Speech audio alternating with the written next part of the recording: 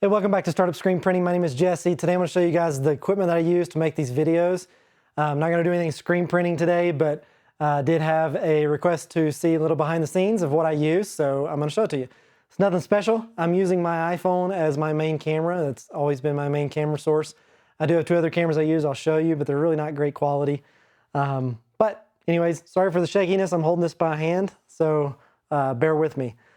First thing I'll show you are these ceiling mounts that I have here. So I've got, these just mounted to the floor joist. I've got another one over there that I'll show you in a second. And essentially I take these and I have this articulating arm that has an iPhone mount on it.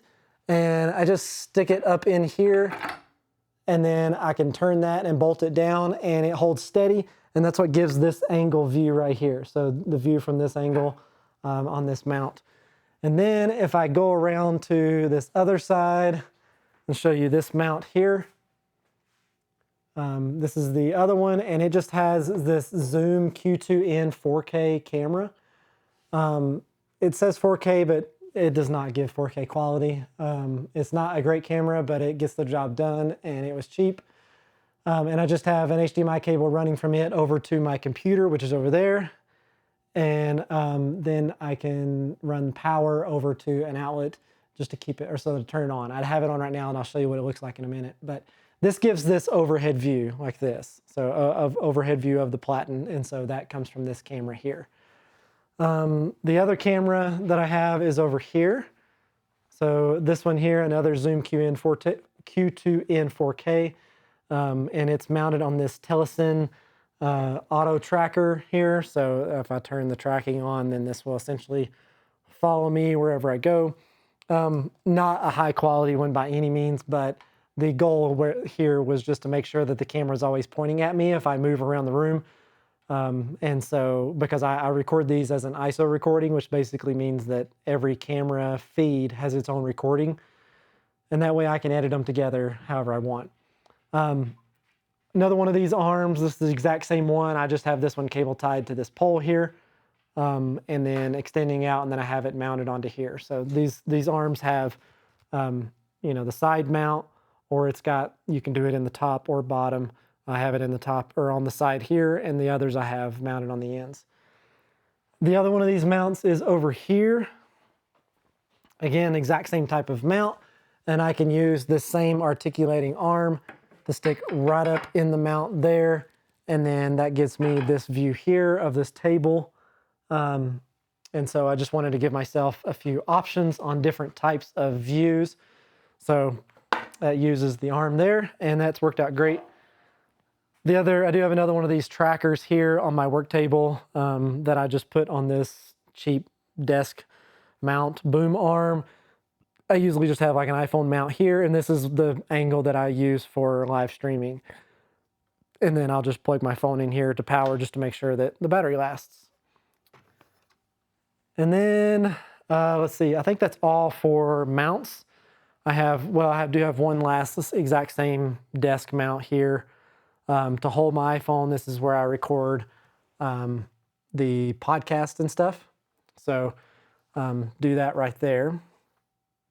So let me actually hold this, or no, I'm going to keep showing you. I was going to mount it up there, but as far as audio, which is where I've spent most of my money, because I just believe it's more important for it to sound good. I've got this Rodecaster Pro 2 right here that I use to record audio in, and you can hear it. You can see the levels are moving now because I'm recording audio, but I'm not actually going to use the audio for this one. I usually record into a wireless lav mic, and I use this Wireless Go 2 from Rode. That's the receiver. This is the transmitter. It has a mic built in, but I always just plug in the lavalier mic to it. Everything's running into these capture cards back here, which is the Camlink 4K capture card from Elgato, and then I'm using a MacBook Pro, which is the M1 Ultra MacBook edition MacBook Pro. Recording, this is going to be an infinite loop here. Recording into Ecamm Live on the Mac. So I'll switch to another camera so we can see it. I love this software. This is what I use for live streaming or for just recording videos like I'm doing now. and it will record every video as an isolated track and records the audio separate as well. So I normally have audio coming in from the Rodecaster and then the two video camera sources plus my iPhone camera, which is wireless. It is using the Apple's newest feature of their software, which allows you to connect to your phone and use it as a webcam.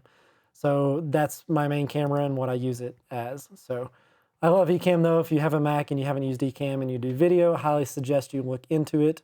It's a great piece of software. And then last but not least, I got a lav mic on right here, as you can see. And what I'm using to record this time is actually this Zoom F2 Bluetooth recorder. This is a field recorder, as you can see. This is obviously the Bluetooth edition, but this is a 32-bit float recorder and essentially allows me to have less concern about the audio levels. If something were to peak or not be loud enough, you can essentially, this makes your audio to where you can always recover, so you don't have to worry about something being super loud. Not always an issue, but I didn't feel like having to worry about the audio levels. So I didn't use the Rode wireless one this time. I just used the Zoom because I have it. But a lot of times I will use that one just as a recorder, but it works well as a lav mic in addition to that. So I think that's it. The only other thing I have that I've used is this Stream Deck, which is super handy. It's essentially a MIDI controller that you can program to do different functions on your computer. So like with Ecamm here, I could program this to do camera switching or various other things like that, going live, stopping live, etc. So yeah, I think that's it. Super quick walkthrough. Again, nothing fancy. I don't have a lot of fancy equipment. I have spent, like I said, most of my money on audio stuff because I think it's more important than video at this point, as long as you can see it. Doesn't have to be, extremely detailed. You don't need to see all these hairs that I haven't shaved off my face in a couple of days. But you need to be able to hear. And so I wanted the audio quality to be my first concern. And then I'm going to upgrade cameras. Hopefully, sometime this year, I'll be able to afford getting some higher end cameras so you guys can see that better quality. I do want to bring that in at some point. So that's the goal, but that's it. If that interests you, hopefully you got some ideas from it. If it's not something you're already using, or maybe you're using something better, probably, because it's not hard to get better than the equipment I have so far. But again, if you're doing this stuff, check into Ecamm Live if you're on a Mac. If you're not on a Mac, I'm not sure what you could use, but on a Mac, Ecamm Live is the way to go. Rode, anything from Rode as far as mics and recorders is, the Rodecaster. They're about to come out with the Rodecaster Duo, which can be a smaller version, which is going to be great. I'm going to get it for some other uses. And then anything from Zoom as far as an audio recorder is worth having. So those would be my recommendations. And again, I'll put all those links down in the description so you can check those out. And then I use DaVinci Resolve as my audio and video editing software and processing for audio. Sometimes I use Adobe's audio stuff, the Audition platform, but most of the time I'm just doing it with video, so I'll use DaVinci Resolve. So yeah, that's it. Let me know if you have any questions about what I'm using. Otherwise, I hope it gave you some ideas, and I love all the videos that I see out there from you guys. So all the other creators, I think it's phenomenal. And in fact, if you haven't checked out my blog post that I did on my website about the top 10 YouTube channels you should follow, and if you've not already, be sure you go check that out and follow those channels because they're worth following and they'll teach you a ton about screen printing, and they're just enjoyable, great people. So that's it. Thanks for watching, and we'll see you in the next video.